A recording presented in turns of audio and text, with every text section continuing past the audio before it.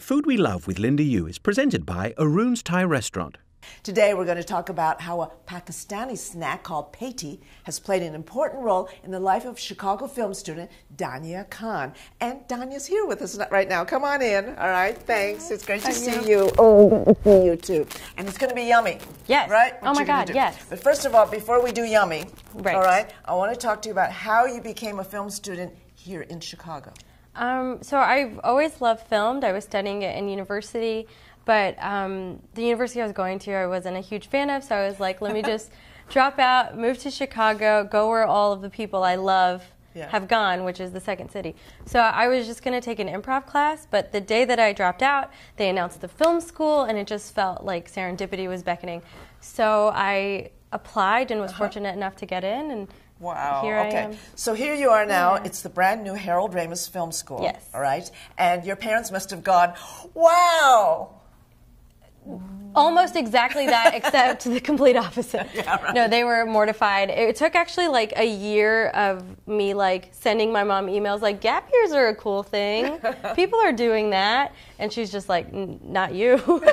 So it took a lot of like talking and coaxing and getting them to come to terms with it. Finally come to terms with it, okay. So, but it meant an awful lot to you that it was Harold Ramis because some of his films, in particular one of them, meant quite a lot to you in terms of your way of thinking about comedy.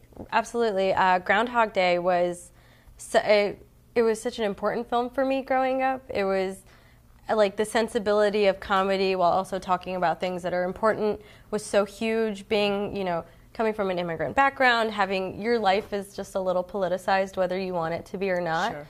So when you see someone take comedy and take very deep storylines and ideas and kind of allow them to exist together, it was kind of a revelatory a little bit. Yeah, for you. Absolutely, right, okay. yeah. So you want to write comedy, you want to be a comedian, and is that what your parents wanted for you? No, they were like, you should be a doctor, an engineer, like I get that. Maybe right. a lawyer. They were like, yes. Maybe a lawyer. Like, and I was like, that's a fantastic job. What are you ugging for? Yeah. They definitely didn't want this. Yes. Certainly. But they're coming to terms with it. All right. Okay. And then I'm slowly just like, doctor's cool, but like making people laugh is medicine. That's a good way to put it. And yeah, they don't. They're like, no, it's different. Good for you. All right. Even so, even though they are still slowly coming around to you being a comedian, all right. They'll be fine. You have a very close family. Yes. And food plays an important part in that. Why? It's just like the safest thing we can talk about. Okay, it's the only thing that like anybody Nobody's can go to argue about what you eat. And we can always like watch the Food Network and no one has to talk and argue. So it was a huge part of our family. Okay. Absolutely. Right. So one of the things that was very important to you in terms of eating, in terms of delicious, okay, and in terms of culture too, is something called a peti. Uh-huh. Yes. It's a dish that I was introduced to during the time of like Ramadan, which is when the Muslim people observe just like 30 days of fasting in order to kind of like kick into high gear our religiosity. I like what you call it. A religious boot camp, yeah. Okay. It's tough. It is a little challenging, especially, I was in Texas, so like no water was the hardest thing by far. And so, but they do manage to make it a little special. They'll like prepare certain dishes that you can only have during Ramadan. So at least you have like something to look forward to every evening. Right. Okay. Petis are one of those things. I cheat. I make them every now and then outside of the holiday just because I like miss home often, so I make them a lot.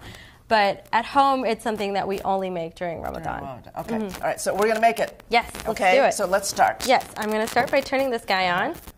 Okay. And we're going to put him on medium heat. I'm going to let the oil just warm up a little. And I use grapeseed oil. My mom uses canola because she's unhealthy and I don't like it. But I use grapeseed. All right. We're going to let this heat up just a little bit. Okay. And then we're going to go ahead and pop the meat in. And then you put the meat in. Yes. Okay. All right. And would you just give that a little stir while I wash will. my hands? Let me. You wash your hands because we don't like to handle other food with this. Okay. So let's do this.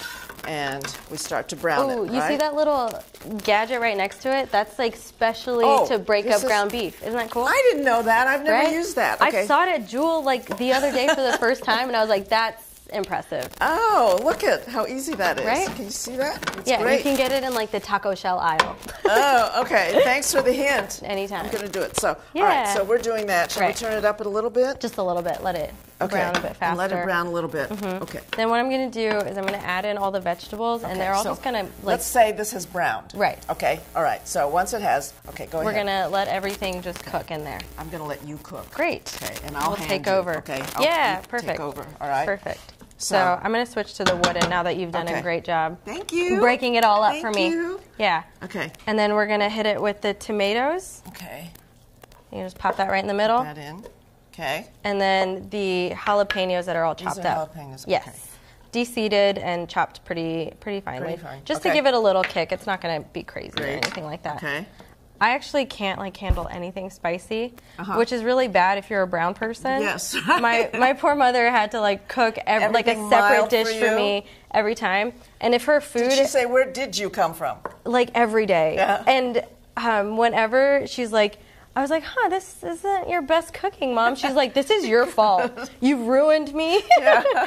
And I was like, okay. Not everybody likes to like the masochism of killing your mouth with these spices. Okay. Then when do we do this? We do that kind of towards the end. And then we're going to add in all the spices. Okay. So tell me what do we do first? So salt and pepper go in first. So here's our salt and our pepper. I use Himalayan pink salt. Oh, this is so pretty. Isn't it pretty? That's the only reason I use it. About how much? You can just cover it all up in salt. Oh, really? Yeah.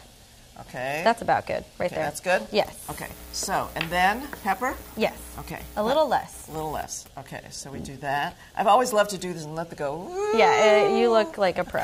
Okay. Sure. All right. And then what are these? Okay, so here's kind of things that I do that my mother would like be very upset that I'm doing. Garlic powder is what I like to put in. Okay. But my mom is very much like, if you're going to use garlic, you better cut it up and do it fresh.